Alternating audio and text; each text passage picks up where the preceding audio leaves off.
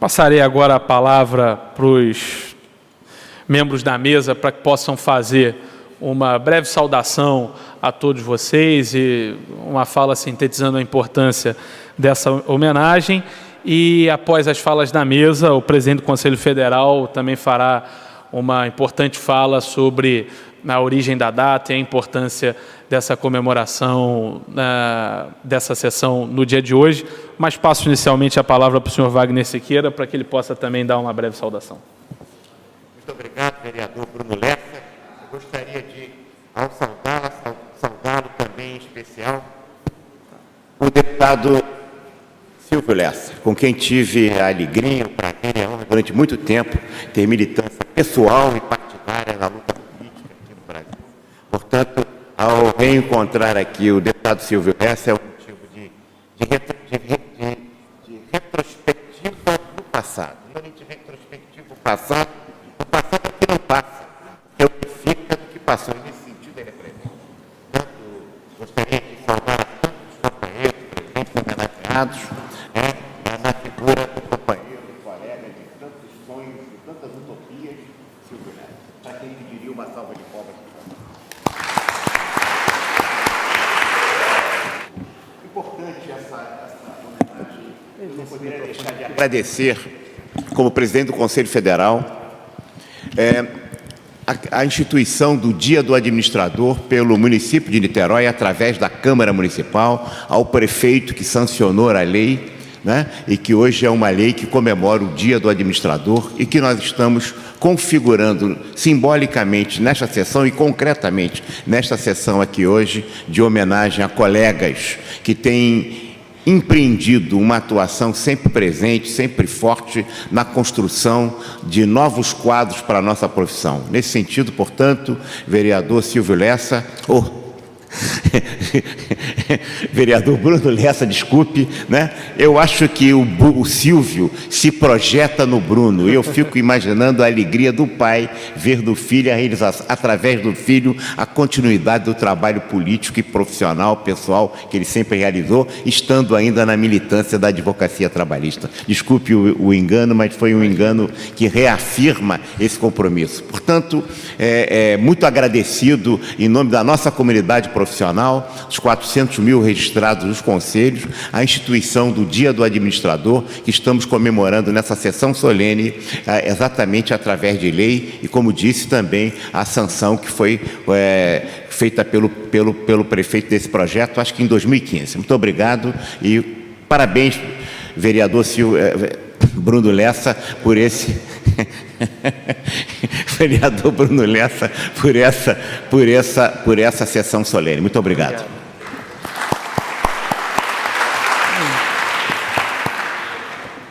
Passo agora a palavra para o presidente do Conselho Regional de Administração, o senhor Jorge Humberto. Boa noite, excelentíssimo vereador Bruno Lessa, deputado Silvio Lessa. Eu quero justificar um pouco a emoção do Wagner, porque quando ele era deputado com o senhor, eu já trabalhava com ele, e hoje eu entendo que podemos ter bons políticos. Fiquei, assim, bastante emocionado com a emoção do Wagner, porque eu entendo o que ocorre.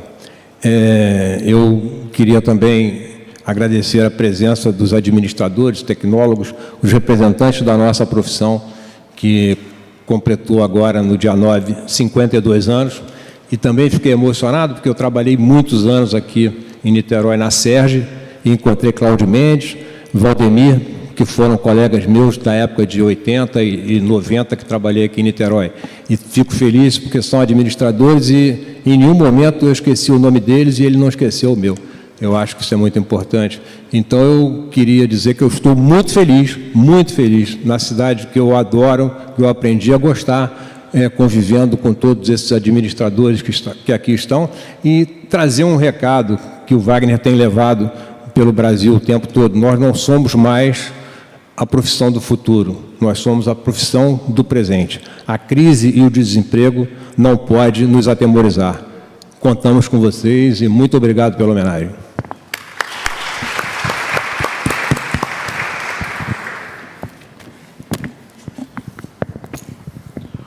Muito obrigado, Jorge. Passo agora a palavra ao professor Leucir. Boa noite a todos. minha saudação especial à mesa.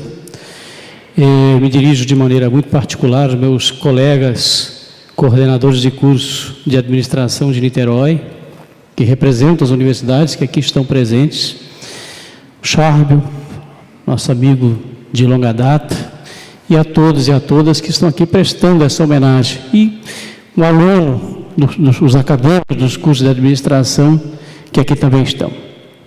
Da sede de administração de Niterói, a Casa da Administração de Niterói, ela existe há 12 anos, e há 12 anos que a gente vem trabalhando para que a gente possa ter essa aproximação com todos os segmentos da sociedade, porque todos eles nos interessam e sabemos que todos podem dar uma contribuição para a profissão.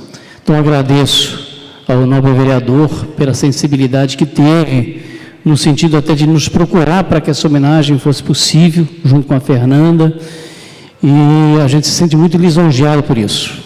Obrigado por isso.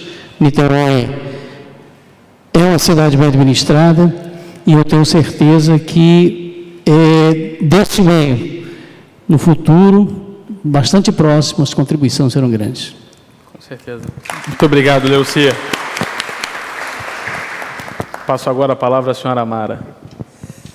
Boa noite a todos e todas.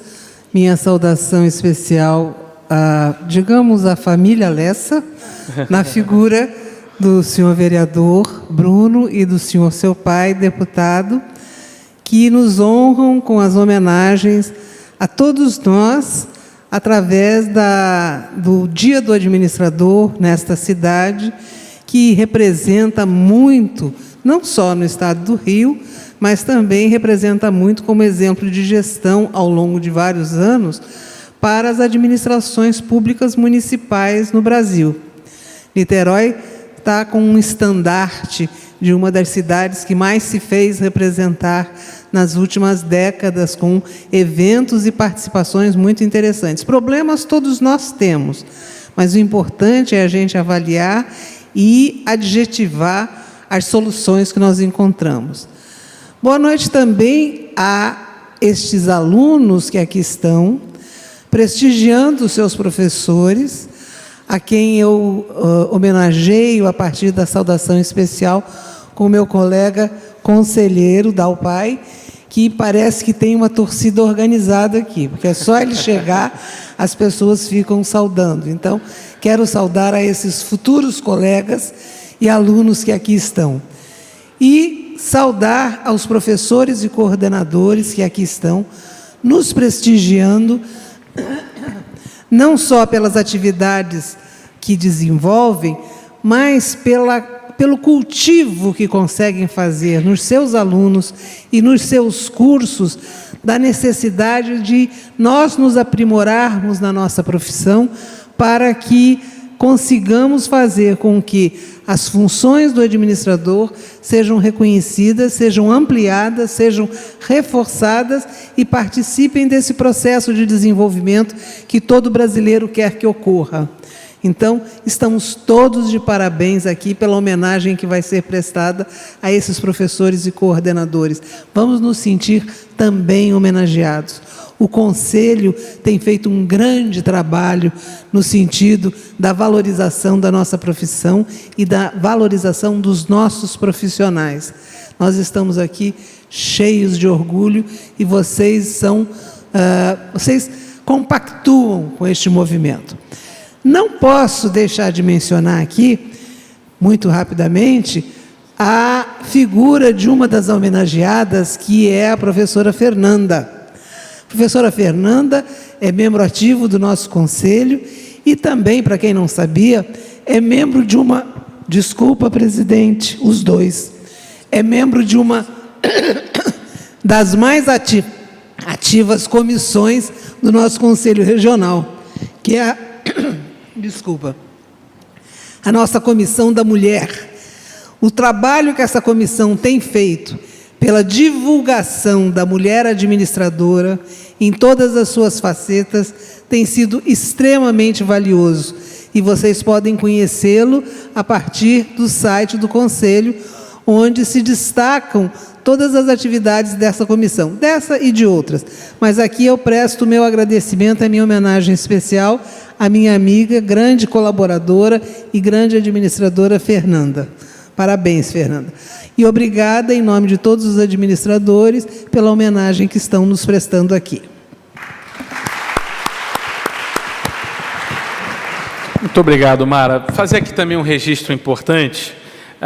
O Dia do Administrador consta no calendário oficial da cidade como dia 9 de setembro, sendo sancionado no dia 28 de maio, através da Lei Municipal número 3.144 de 2015, de autoria de um grande amigo, vereador Andrigo, que hoje encontra-se licenciado dessa casa no exercício de uma secretaria municipal.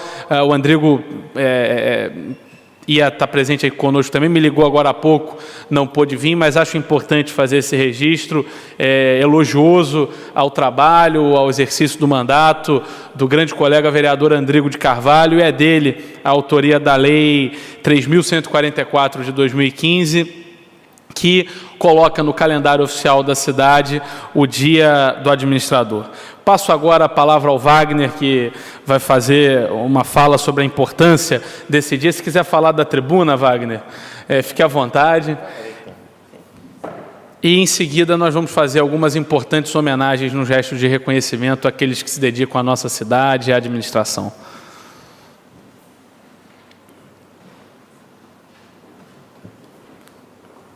Está vendo, Silvio? A gente acaba voltando, né?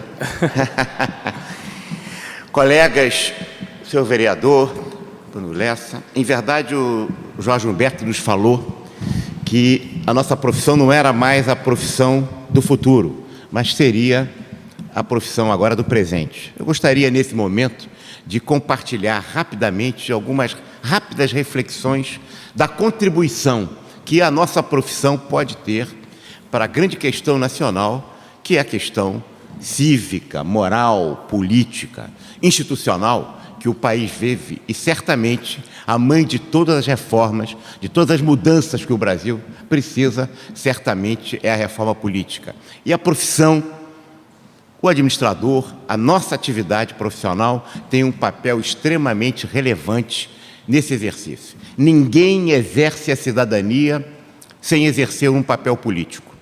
Quando a gente participa em relação aos fatos que nos envolvem, ou quando a gente se omite em relação a esses fatos, nós estamos exercendo a cidadania, quer pela participação, quer pela omissão.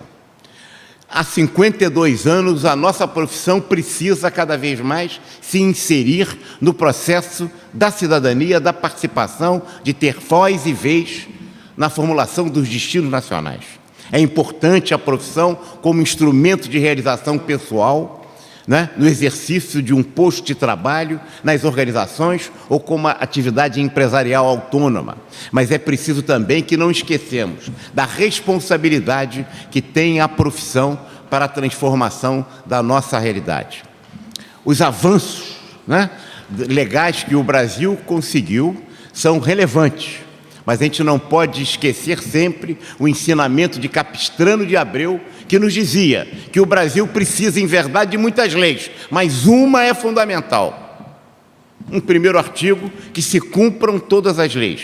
Artigo no segundo dessa lei seria: revoguem-se as disposições em contrárias. O que Capistrano de Abreu nos dizia? Que a lei é importante e conquistamos muitos avanços.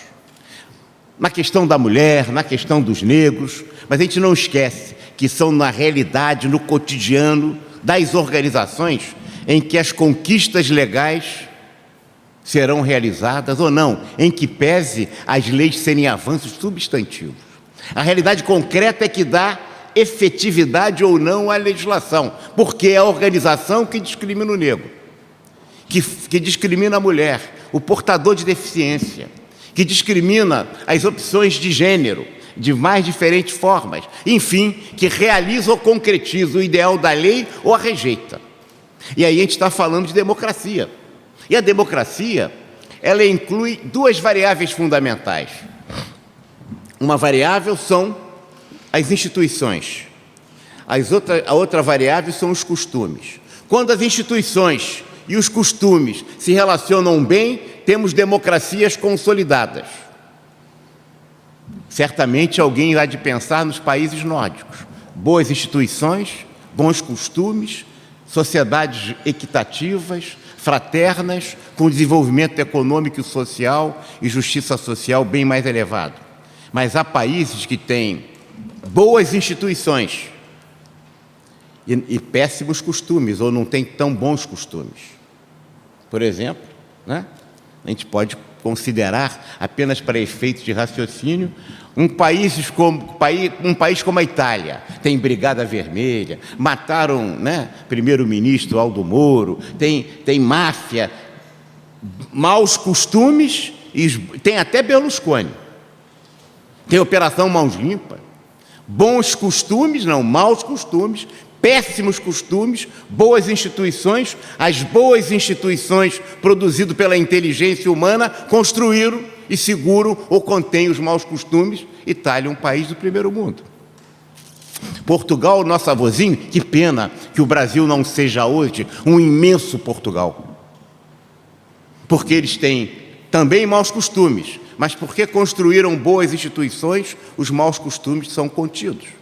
E o país está em circunstâncias muito mais adequadas do que nós temos nas nossas vicissitudes do cotidiano. Há países que têm bons costumes e não tão boas instituições.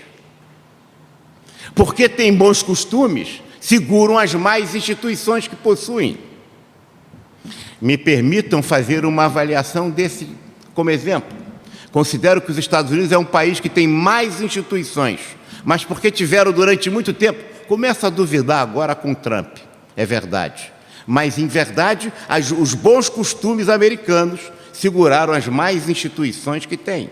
E as más instituições que têm são semelhantes às brasileiras, que foram copiadas dessa na transferência, na saída da monarquia para a instituição da república, o regime presidencialista. Vereador Bruno Lessa, talvez eu seja mais parlamentarista do que o Raul Pila. Tá certo? Porque é um regime mais moderno, mais avançado, mais constitutivo. Não conheço nenhum país de regime presidencialista que funcione. Afora os Estados Unidos, começando a ter dúvida agora com Trump. Não há exceção. Mas há países que têm maus costumes e péssimas instituições. E esses países têm dificuldades como temos. Em verdade, nós estamos diante do nosso país, que construímos mais instituições e maus costumes, estamos colhendo os frutos cada vez mais piores desse cotidiano. O que significa, sim, pela educação podemos corrigir? Sim, podemos corrigir. Com quantos anos? A gente esquece que as instituições também educam ou deseducam, que as instituições também constroem maus hábitos ou bons hábitos. Então, é preciso que a inteligência humana, a boa vontade, a vontade política de se efetivamente transformar questões das instituições ajudem a construção de novos hábitos, de novos costumes, de novas práticas, de novos processos, para que a gente possa avançar e sair dessa tragédia em que existimos hoje, em que se fecundam cada vez mais, de forma pior, mais instituições e péssimos costumes. E aí passa a responsabilidade nossa como profissionais de administração, que perpassam na gestão pública, né? E a história do Brasil sempre foi a opção pelo Estado. O século XX agravou isso, primeiro pela linha da ideologia fascista, e depois pela linha da ideologia de esquerda, né? No fascismo, o Duce, o Führer, o Hanauer, não era Heil Hitler, mas Hanauer, do integralismo, e pelo comunismo também, e acabaria sempre no partido e no Estado. E pela linha da visão comunista, também a esquerda, que vai fazer tudo igual, todo mundo igual, na utopia do século XIX, nos anos 21, e o que você acaba sempre no partido, na ditadura do proletariado, que é a vanguarda do proletariado, que é o partido que domina o Estado.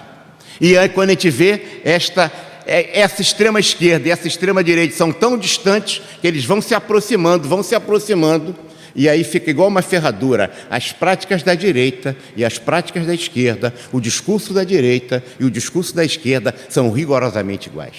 A disputa é quem matou mais, se foram os comunistas com 100 milhões ou se foram os nazistas e fascistas. Fica disputando no Photoshop quem matou mais na implantação desse equívoco no século XXI. Nós temos uma contribuição relevante nas perversões de nossas instituições. Nós estamos numa casa legislativa, num prédio maravilhoso. Quando eu entro num prédio como esse, que tem a história carregada de emoção e de realização, onde foi a Assembleia Legislativa do antigo Estado do Rio. Nesse prédio lindíssimo, preservado, né? O que é muita coisa muito boa, porque quando um país preserva os seus monumentos, está preservando a sua história e a sua realidade. Esse prédio de 1917, né? Que é uma beleza, eu fico pensando como Câmara dos Vereadores. A gente pensa no orçamento. O orçamento é uma responsabilidade essencialmente também do administrador. Se a gente pensar que o presidente americano não pode mexer um cento no orçamento americano, um cento, o poderoso Truman, se quiser mexer um cento, ele não pode. Ele não pode nem mandar a lei de orçamento diretamente. Ele tem que fazê-lo através do líder da maioria. Ele não tem direito a mudar o orçamento, só através do líder da maioria. E que aqui, se a gente pegar o Diário Oficial, não estou me referindo a Niterói, que eu conheço pouco, viu, vereador? Mas eu estou pensando aqui nos 5.000 e poucos municípios brasileiros, nos 27 estados e na União. Se a gente pegar qualquer Diário Oficial, todo dia tem um remanejamento de dotação orçamentária do chefe do Poder Executivo, de um PT, de um programa, de um lugar para o outro. E se a gente pensar bem o orçamento, se quiser subestimar as receitas e superestimar as despesas, um governante, prefeito, governador, presidente, pode mudar o orçamento, se quiser, num exercício em mais de 100%. O que é em si só a demonstração que o orçamento acaba sendo apenas uma ficção. Para a gente falar a verdade, muitas vezes uma fraude. E essa é uma questão fundamental do administrador, que a gente perpeta o tempo todo. E a gente pega a LDO, faz a LDO.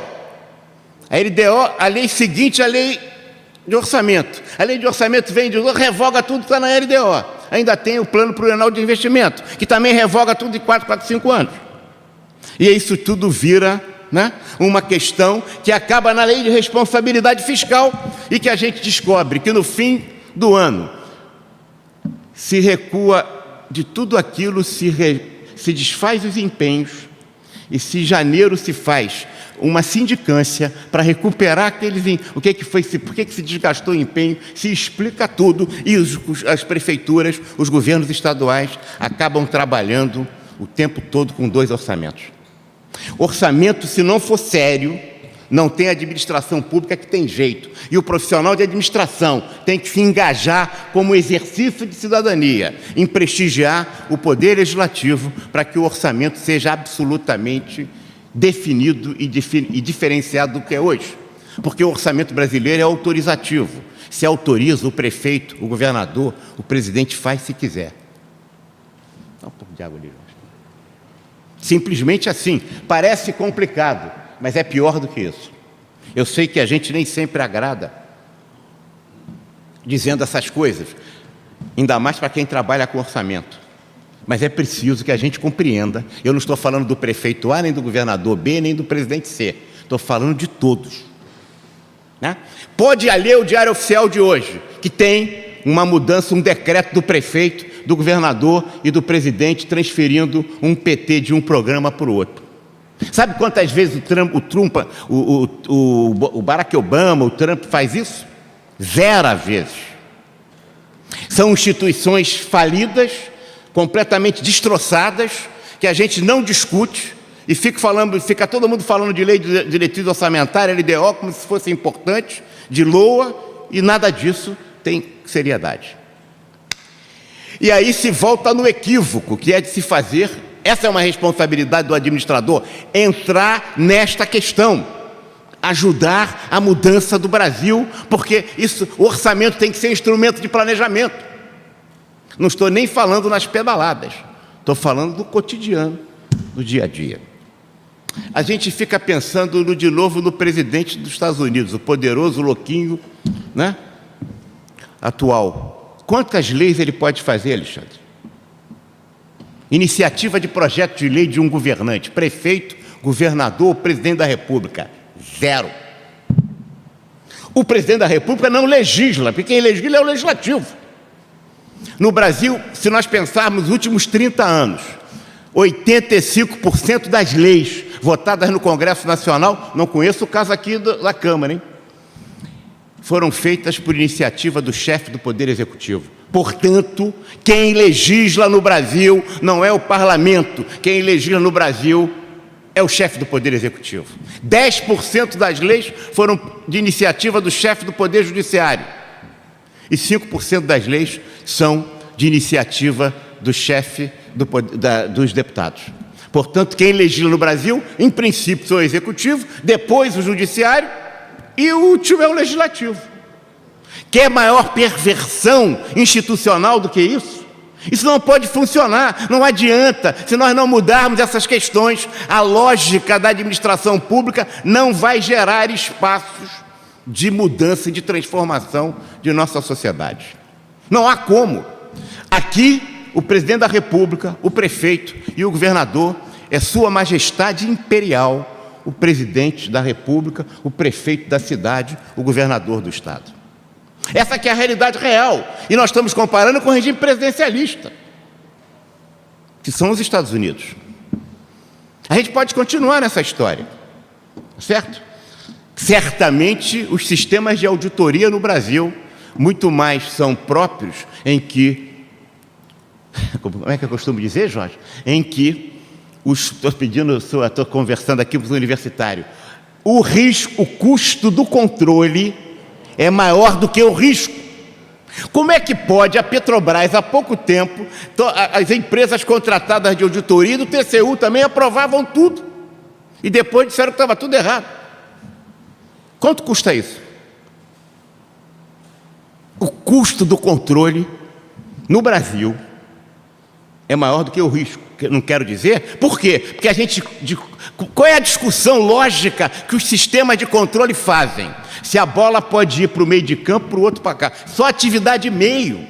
A tal ponto, Lessa, que a gente tinha até pouco tempo uma decisão do TST que dizia que só podia terceirizar atividade meio, não podia terceirizar atividade fim. Isso é gargalhante, isso é uma discussão que já foi resolvida no mundo inteiro na década de 50. Tinha uma decisão, a 331, que só pode ter... Olha só o judiciário legislando, arrebentando com a economia. Até parece que o Tribunal de Justiça do Trabalho não tem uma porção de trabalhadores terceirizados trabalhando em atividade fim. Tem ou não tem, Lessa? Tem. Estima-se em 25%. E punia o empresário porque ele estava terceirizando a atividade fim. Ou aqueles caras que trabalham ali para a polícia, que negócio de passaporte, aquilo não é tudo terceirizado. É. Ou as sondas da Petrobras, atividade fim da Petrobras, não são terceirizadas. Então, esta é uma questão em que faz com que o custo do controle seja maior do que o risco. É preciso que a gente saia do controle de meio de campo para efetivamente tratar de controle de resultados. Porque senão a gente acaba sempre com a Inês é morta.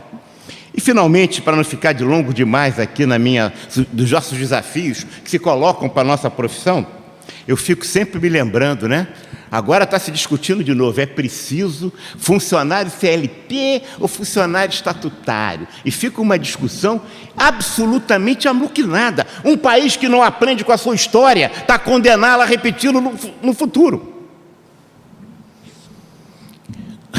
1939, Estatuto do Servidor Público, primeiro, governo Getúlio Vargas, na égide do Estado Novo, fez o primeiro estatuto. Todo mundo que trabalhava no serviço público, naquele dia, Bruno, passou a ser funcionário público.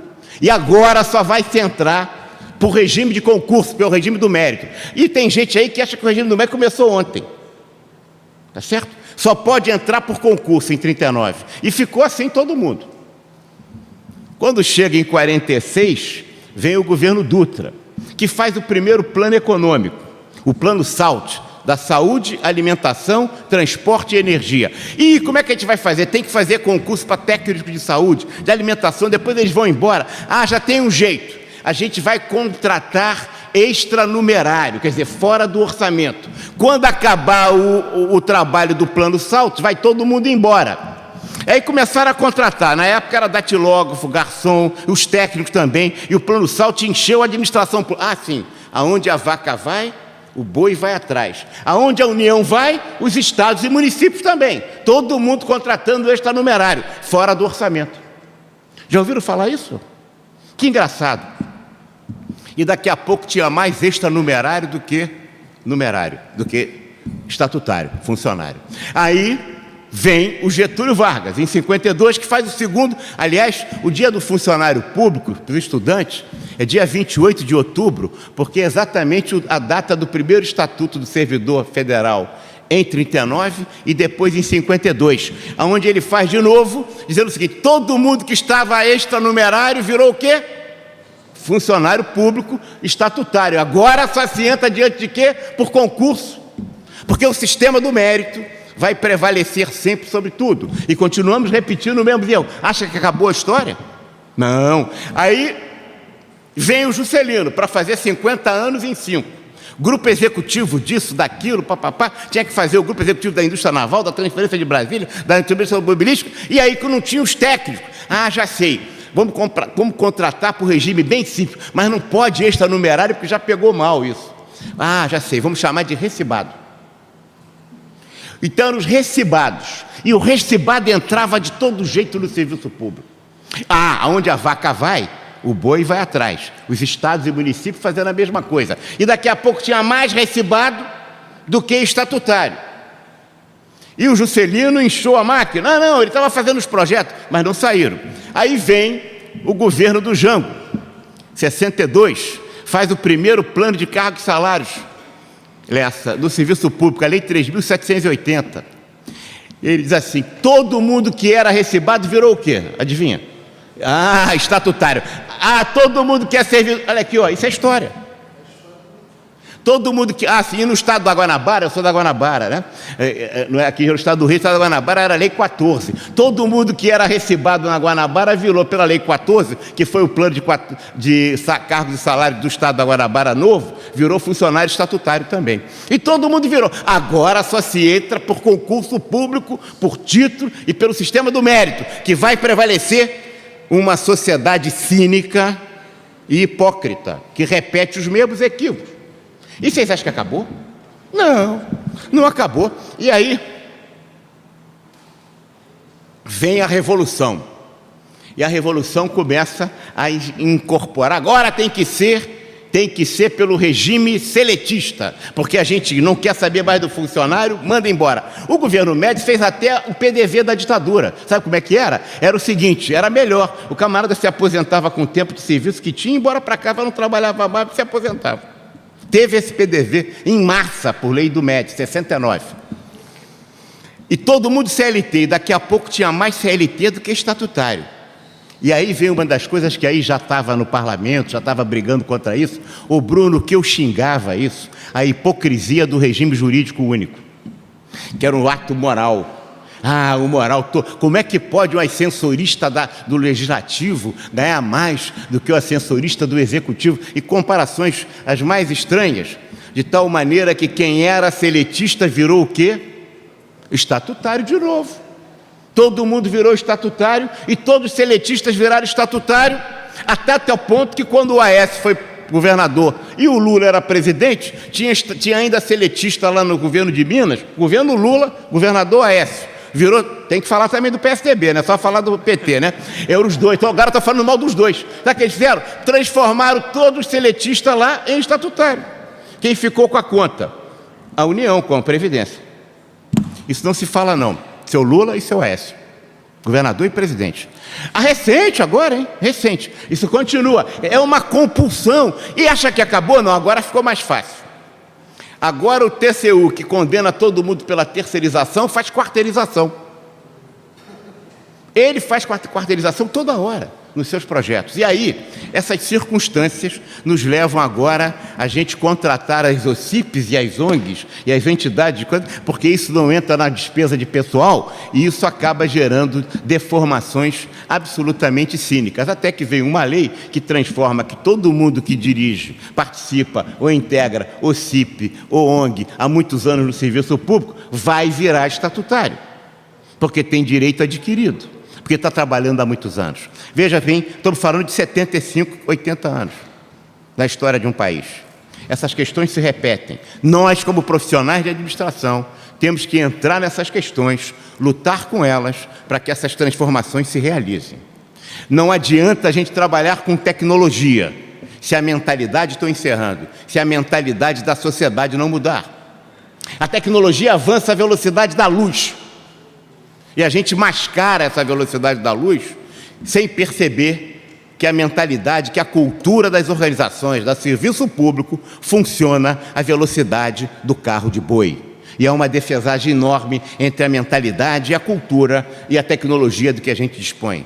É preciso, portanto, reduzir esse gap, essa defasagem, essa distância, para que a gente traga os dois. Nós temos uma responsabilidade com isso, com os advogados, com as outras profissões, com a sociedade em geral, enfim, com as forças vivas do país. Nós, profissionais de administração, não podemos apenas ficar no nosso posto de trabalho, porque quando a gente faz um processo de trabalho, a gente está consolidando ou não a discriminação que existe no seio da profissão. A gente está consolidando ou não o preconceito e o bullying que existe contra as mulheres. A gente está consolidando ou não o desrespeito às leis que a sociedade brasileira, em boa hora, já conseguiu avançar. Muito obrigado a vocês.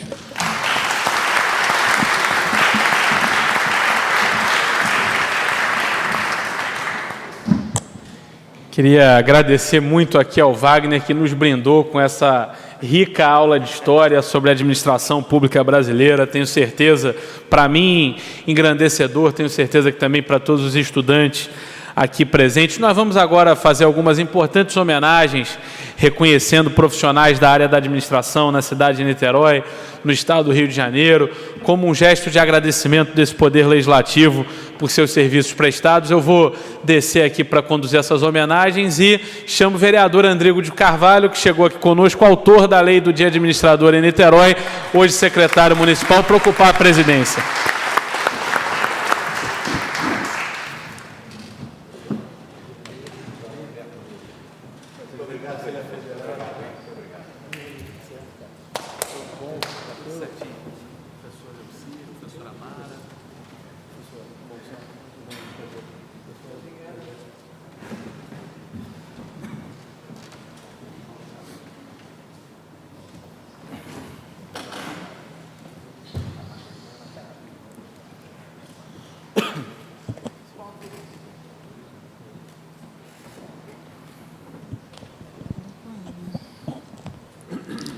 Pronto. Convidamos o senhor Leocir Dalpai para receber a moção de aplausos.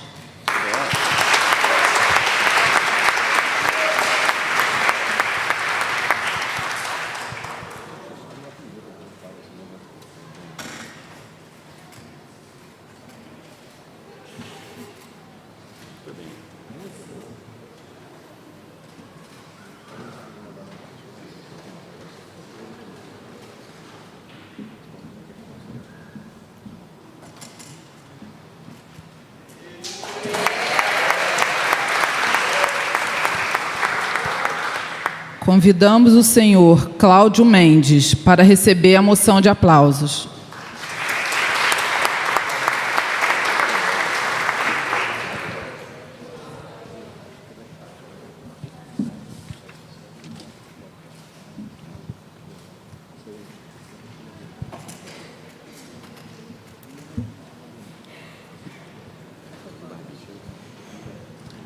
Convidamos o senhor Eduardo Picanço para receber a moção de aplausos.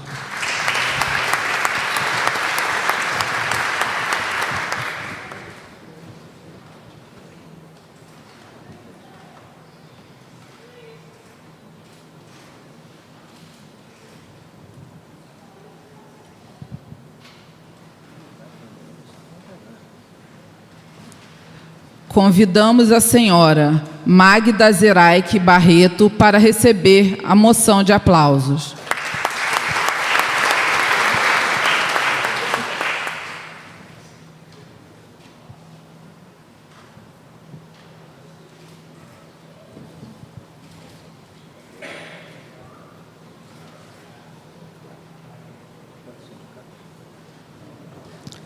Convidamos o senhor Solimar de Pinto para receber a moção de aplausos.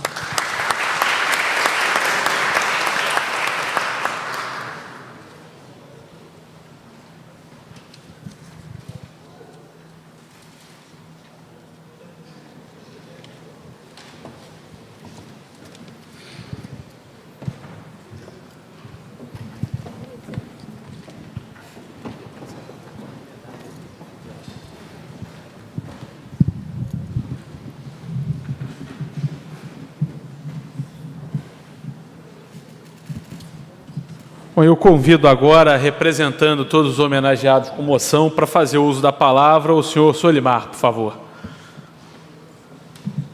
E queria registrar também, enquanto o senhor Solimar encaminha para a tribuna, o professor Marcos Figueiredo, também seria homenageado com moção, hoje não pôde estar presente, mas está aqui representado por diversos alunos dele, do La Salle, e a entrega vai ser feita posteriormente em uma outra ocasião. E agradeço também a presença dos alunos do La Salle.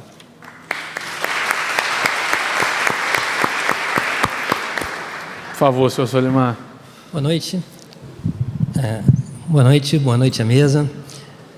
Queria agradecer a gentileza aqui do nosso vereador Bruno Lessa, né, por essa homenagem no Dia do Administrador, em especial aos colegas aqui, aos gestores, né, da educação, os coordenadores dos cursos de administração, que, como foi falado aqui pelo nosso administrador Wagner Siqueira aqui, os profissionais de administração são cada vez mais solicitados, né? E a exigência da sociedade, a evolução tecnológica da sociedade exige que cada vez mais esses profissionais estejam habilitados, preparados para esse novo mercado que está acontecendo. Nós conversávamos há pouco no gabinete do vereador sobre essas mudanças tecnológicas, essas mudanças que estão acontecendo e as profissões que tendem a se modificar e algumas até mesmo se extinguir com o tempo, né? Então, surge aí essa importância das instituições de ensino, né, de nós gestores nas instituições de ensino, para promovermos essa mudança, né, assimilarmos essa mudança e cada vez trabalharmos melhor esses profissionais que são ano a ano levados ao mercado, para que eles tenham tanto a competência necessária, a equidade também. Não é possível trabalhar muito esse aspecto, mas a questão de honestidade, né, que está faltando nesse Brasil, né? Nós precisamos de gestores, precisamos de pessoas competentes para auxiliar nessa mudança do país, nessa tão sonhada e esperada mudança na economia e de um Brasil melhor para todos nós, né? Mais uma vez, então, obrigado aí por essa homenagem e pelo Dia do Administrador. Boa noite. Obrigado, Solimar. Vou convidar o vereador Andrigo para assumir novamente a presidência, que nós vamos agora entregar mais algumas homenagens.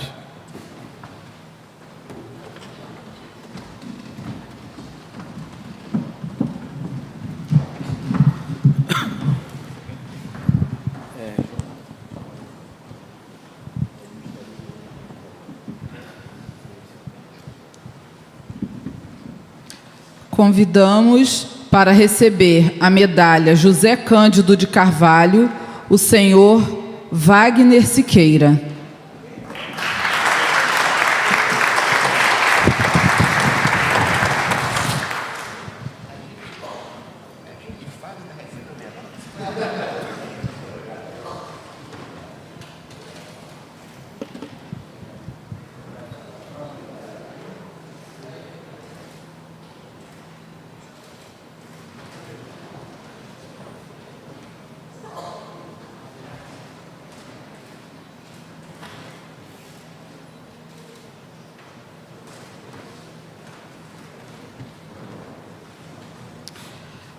Para receber a medalha Felisberto de Carvalho, convidamos o senhor Anderson Freire.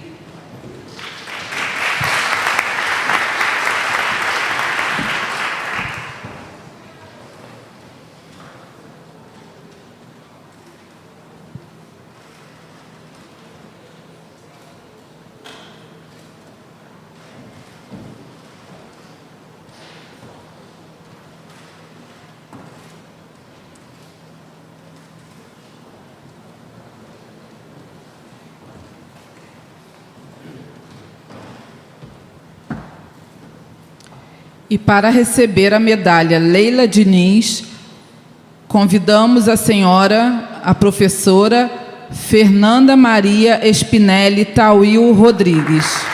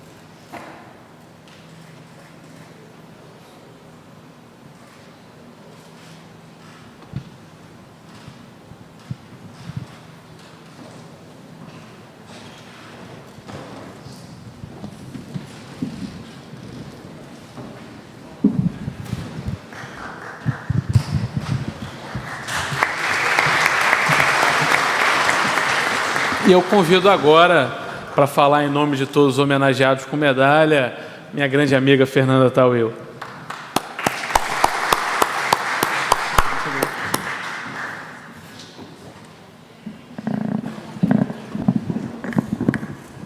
Não estou acostumada com isso, não. Deixa eu me posicionar primeiro. Gostaria de cumprimentar os ilustres integrantes da mesa de trabalho, vereador Bruno Lessa, o incansável promotor de atividades para o nosso Conselho, o presidente do Conselho Federal de Administração, senhor Wagner Siqueira, o presidente do Conselho Regional do Rio de Janeiro, senhor Jorge Humberto Moreira Sampaio, o delegado do CRA Rio de Janeiro, doutor Leoci Del Pai, e a representante da Comissão Especial da Mulher do Conselho Regional do Rio de Janeiro, Mara Biasi, da qual eu admiro muito. Cumprimento também o desembargador Gilberto Matos, que atendeu o meu convite, a todos os administradores. Aqui eu faço saudação aos meus amigos de turma, que também atenderam o convite, Anderson Olímpio e Danilo Nolasco, que é empresário na cidade. Todos os estudantes, saudando aqui a minha amiga Patrícia Rush, do Unila Salle Abel, e demais presentes nessa sessão solene. Senhoras e senhores, eu vou ser breve. Hoje é um dia de festa para nós administradores, assim como para todos os professores e estudantes de administração. Agora, em 2017, estamos comemorando 52 anos da regulamentação aqui no Brasil, da profissão de administrador. Isso em âmbito nacional. Aqui em Niterói, a profissão ganhou destaque adicional com a Lei número 3.144, de 27 de maio de 2015, que criou o Dia Municipal do Administrador. Esta lei foi fruto de proposta do vereador Andrigo de Carvalho, a quem fazemos aqui um especial agradecimento. Também agradecemos, do fundo do coração, ao jovem vereador Bruno Lessa, pela iniciativa em realizar essa presente sessão solene.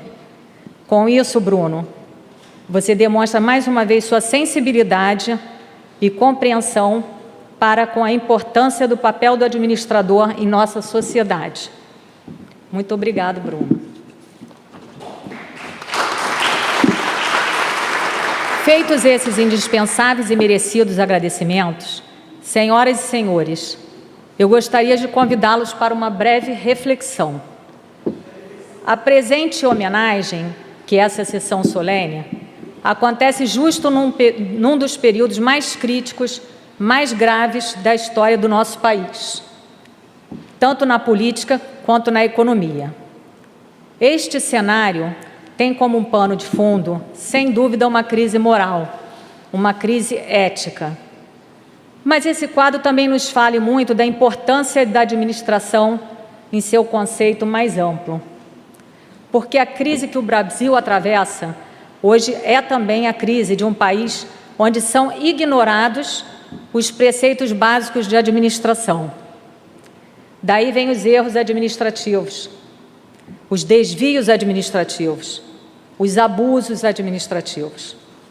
Não tenham dúvida, senhoras e senhores, um país sem administração é um país sem futuro. Pois bem, é necessário que o Brasil passe a priorizar, sim, a administração. Não apenas os recursos humanos, mas também as organizações e os métodos de nossos setores institucionais, principalmente dos setores governamentais, porque é visível que a organização e os métodos dos mesmos necessitam de melhoras. E cabe diferenciar as abordagens daquilo que é público e daquilo que é privado. A administração de empresas tem um incentivo e um método de cálculos voltado ao lucro monetário privado, enquanto a administração pública visa resultados que dizem respeito a melhorias comunitárias na saúde, na educação, na infraestrutura urbana, na economia, na qualidade de vida, enfim, do desenvolvimento da população como um todo. Vale lembrar aqui o celebrado cientista político norte-americano Dwight Waldo, autor do livro Problemas e Aspectos da Administração Pública. Esta obra constitui importante referencial para o estudo da administração em todo o mundo, apontando como os governos podem realizar com propriedade e sucesso e como eles podem realizar projetos com a máxima eficiência e o mínimo custo. Em nosso país, ainda há, no geral, uma imensa falta de profissionalismo nas gestões públicas. Como acompanhamos inúmeras notícias da nossa cidade, nós verificamos que no mês passado, a Firjan divulgou um estudo que apontou Niterói como o município com a melhor gestão fiscal em todo o estado do Rio, ocupando a 6ª colocação das prefeituras do país. Mas nós ainda temos muitos itens para avançarmos. E eu aqui queria destacar a subsecretária Marília Ortiz, subsecretária municipal, uma das principais responsáveis pelo ótimo desempenho de Niterói. Muito obrigada, subsecretária. Sua presença prestigia e engrandece o evento dessa noite. Voltando ao que estávamos dizendo, quando olhamos para o quadro geral, vemos claramente, senhoras e senhores, que até hoje o Brasil não aprendeu a planejar, a fazer gestão. Isso pode e deve ser corrigido, mas requer um esforço constante, diário e ininterrupto. Não é uma receita de bolo. Só os estudos cuidadosos poderão determinar com exatidão os melhores métodos para o nosso desenvolvimento, considerando o que os outros já fizeram na mesma esfera. Portanto, senhoras e senhores, vejam a nossa responsabilidade. Para finalizar essas breves palavras, creio que nada mais justo e simbólico do que renovar aqui os votos do nosso juramento do administrador. Prometo dignificar minha profissão, consciente de minhas responsabilidades legais, observar o Código de Ética, objetivando o aperfeiçoamento da ciência da administração, o desenvolvimento das instituições e a grandeza do homem e da pátria. Nós temos muito orgulho de sermos administradores. Boa noite a todos e muito obrigada.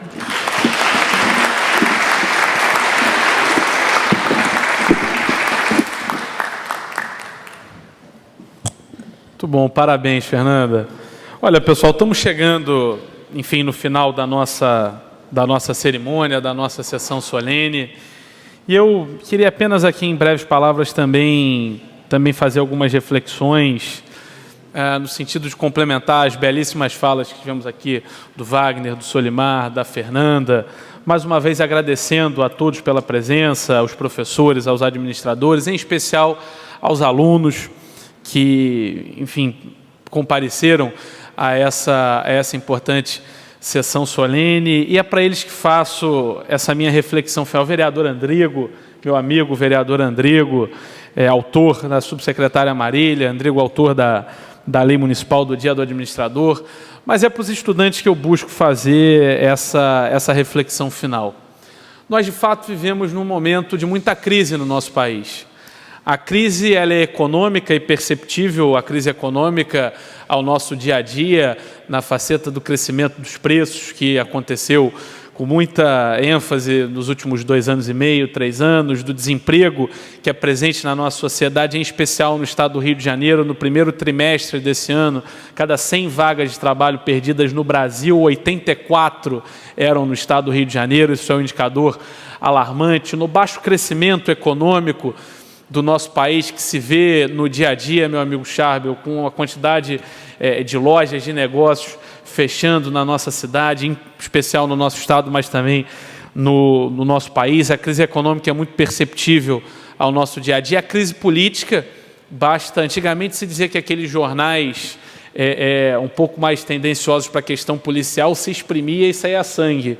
Hoje se espreme o jornal o Globo ou qualquer outro, é capaz de sair nota de dinheiro, porque todo dia é um escândalo de corrupção diferente, das malas nos apartamentos, as delações bilionárias das grandes construtoras. Isso tudo impacta muito o cidadão brasileiro, que se vê na dificuldade real da crise econômica no seu dia a dia e que olha os noticiários e vê tanta corrupção e se perde no meio de tanta corrupção, de tantos partidos envolvidos em corrupção, de tantas lideranças políticas envolvidas em corrupção. A crise é moral, porque essa crise política ela começa no nosso dia a dia, no voto de cada cidadão. Sempre faço essa reflexão. Os 513 deputados brasileiros foram eleitos pela população brasileira. Os 70 deputados estaduais do Rio de Janeiro foram eleitos pela população fluminense. Os 21 vereadores da cidade, eu e os outros 20, fomos eleitos pela população de Niterói. E mesmo assim, essa representação não é efetiva na sociedade. Nós não representamos a população, essa é a verdade, não se sente representada pela sua Câmara de Vereadores, não se sente representada pelo seu parlamento estadual e não se sente representada pelo seu parlamento federal. E essa é uma reflexão que nós todos devemos fazer, porque todos esses foram eleitos com o nosso voto. Então, nós precisamos votar melhor também. Nós precisamos cobrar da classe política, mas nós precisamos votar melhor. A crise social no Brasil, visto o alarmante colapso na segurança pública que nós vivemos ontem na cidade do Rio de Janeiro, em São Conrado, na Rocinha, chegando ao cúmulo do absurdo de estudantes pré-vestibulandos, moradores da Rocinha, serem impedidos de fazer a prova da UERJ, que é uma prova em que, pese todas as dificuldades da UERJ, muitos almejam. Eu almejei um dia na minha vida, acabei fazendo o UF, mas fiz também o vestibular da Universidade Estadual do Rio de Janeiro, e essas pessoas foram impossibilitadas de fazer a sua prova de vestibular. Então, o momento é muito difícil para o nosso país, em especial para o nosso estado, pelas múltiplas crises que vivemos, mas ao mesmo tempo que é um momento difícil, é um momento de muita oportunidade. Oportunidade principalmente para vocês que estão iniciando a vida de vocês agora na universidade, agora na academia, se dedicando a um curso tão importante como é o curso de administração. E essa sessão tem um condão especial de parabenizar os administradores, de homenageá-los, de parabenizar vocês pela escolha do curso que fizeram, mas principalmente de reconhecer e de reafirmar a importância da profissão que vocês escolheram para a sociedade brasileira. A importância do administrador para a sociedade brasileira. Falo tanto sobre a ótica privada, porque vocês têm um mercado de trabalho extraordinário em diversas empresas, em diversos setores, em diversas áreas, mas quero me ater um pouco aqui à lógica da administração pública, que precisa ser cada vez mais profissionalizada, que precisa ser cada vez mais pautada nos princípios constitucionais da administração pública, na publicidade, na moralidade, na eficiência, na transparência. E, para isso, a atuação profissional futura de vocês é muito importante. Por isso eu falo com grande convicção, Vocês escolheram um grande curso para cursar. E o futuro da nossa cidade, do nosso estado e do nosso país está um pouco nas mãos de vocês também. Nós temos perversões na administração pública brasileira e é verdade que melhorou nos últimos anos. A administração está mais profissional do que era no passado. Nós tivemos avanços na administração e cito inclusive a administração de Niterói. Tivemos avanços também, apesar de ser vereador da bancada de oposição, a subsecretária Marília sabe disso, reconheço esses avanços nas nossas incansáveis audiências de LDO e LOA, que parecem não terminar nunca, mas que são importantes para o parlamento. Mas há muito mais a que se avançar, há muito mais a que se profissionalizar na administração pública.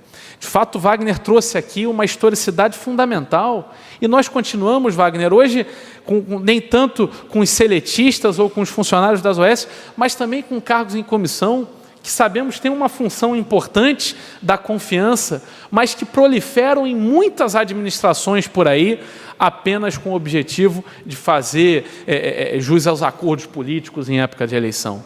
E a fiscalização de vocês, enquanto cidadão e enquanto profissionais competentes, conhecedores técnicos da área que vocês buscaram, é fundamental. É fundamental. Eu hoje lia de manhã, aliás, com uma sugestão, Leucir, demais professores das faculdades de administração de Niterói, eu hoje lia de manhã o presidente Barack Obama, ex-presidente dos Estados Unidos, virá ao Brasil para uma palestra dia 5 de outubro, uma palestra em São Paulo. E hoje lia essa notícia e sou um particular admirador do Obama pelo simbolismo da sua vitória, pela força que teve enquanto presidente dos Estados Unidos. Fica aqui a sugestão, quem sabe os cursos de administração de Niterói se reunirem, fazerem uma espécie de um concurso e premiarem um aluno com maior nota, com melhor redação, com melhor trabalho, com uma viagem para São Paulo, para acompanharem essa importante palestra daqueles que alcançou o êxito em uma dificílima eleição e ganhou a eleição para presidente da República na maior das democracias do mundo e na mais antiga democracia moderna do mundo. Mas hoje, eu lendo essa matéria da vinda do Obama, e o tema da palestra dele versa um pouco sobre o futuro e a nossa sociedade está em constante mudança, nós estamos passando por mudanças muito grandes, nossa geração, eu falo a nossa geração, eu tenho 26 anos, sou talvez apenas um pouco mais velho que a maioria dos estudantes aqui, a nossa geração presencia mudanças, nós conversávamos no meu gabinete como a tecnologia impõe novidades à sociedade que o legislador muitas vezes é incapaz de compreender e tem dificuldade de compreender no dia a dia da administração pública, no dia a dia da legislação brasileira.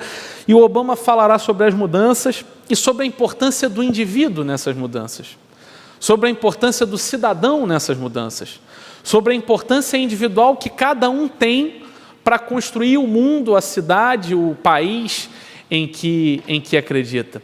Democracia no século XX talvez se construiu baseada na organização da sociedade em torno de algumas instituições de pressão, seja a entidade dos estudantes, os sindicatos, a associação de moradores, e essas entidades de pressão, às vezes para o bem, às vezes para o mal, se organizavam e faziam-se representadas no parlamento, e nós estamos num momento de transição para o momento onde o indivíduo quer fazer a sua opinião ser ouvida, onde o indivíduo quer fazer o seu voto ser representado no parlamento, onde o cidadão quer ter contato direto com o seu representante, com o seu vereador, com o seu deputado estadual ou federal.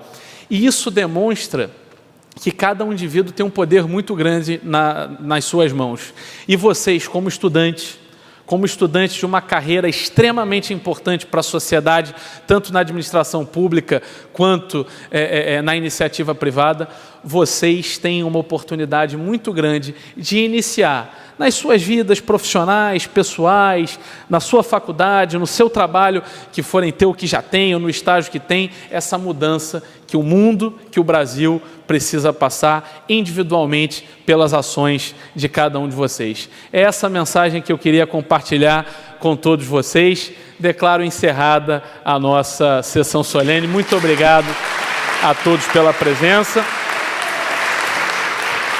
E convido a todos agora para um coquetel de confraternização. Está encerrada a sessão.